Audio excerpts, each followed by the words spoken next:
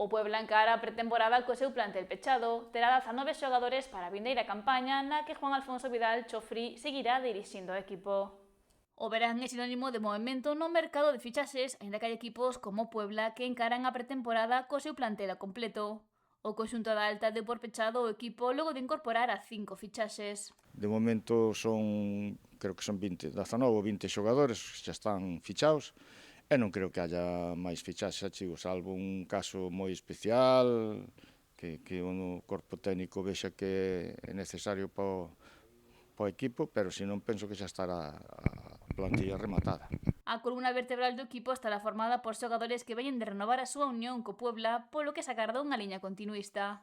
Quedaron 14 e só se fixeron 5 fichaxes. Rapaces que se ofreceron e que, bueno, que teñen calidade, que entonces o corpo técnico aceptou as condiciones, eles tamén aceptaron as condicións do club, saben que nós somos un club pequeno, pero que o compromiso que adquirimos cos xogadores tratamos de cumplilos. E iso, pois penso que nos tempos que corren hoxe en día que é moi importante para que un xogador se decida para un lado ou para outro. Fichaxes de xogadores que teñen experiencia na terceira federación, como é o caso de Iker Carril, Fabio Grajales ou Iván Alonso, procedentes do Noia e do Boiro.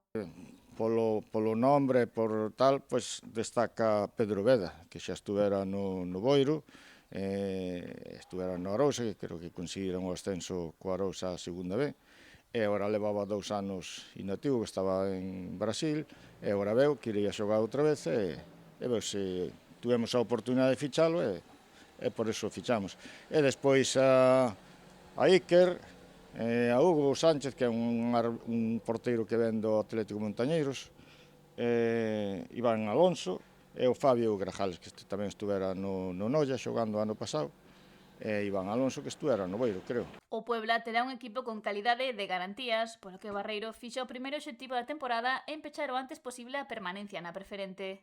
E unha vez que consigas a permanencia, todo o que veña a maiores será benvido, pero en este momento eu tampouco penso no ascenso, como xa moita xente está pensando, que ir pouco a pouco, porque ti sabes o complicado que é o fútbol, como ao final non che queira entrar a pelota, pois por moitos xogadores que teñas, non faz nada. Pero vamos, o optimismo que eu teño é, polo pouco que conozco ahora destos 5 xogadores, máis todos os do ano pasado, penso que poderemos facer unha boa campaña. E xa chego, o meu obxectivo é conseguir canto antes os puntos para a permanencia e despois todo o que veña para arriba será benvido. Este ano o Puebla é un dos favoritos a aspirar ao ascenso, pero o Barreiro mantén os pés no chan e coa meta marcada na permanencia. Despois ven o Negreira, ainda está o Noia, porque o Noia tamén ten as súas, ainda que haya baixado, ten as súas opcións para volver a retornar á terceira división. Pero eso vese no campo, non fora do campo nin de palabrería.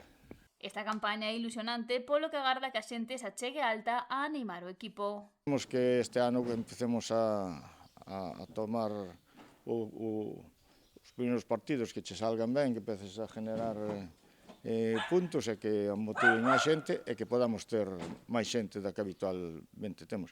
Os que veñen, pois, por suposto, agradecerlle os que veñen.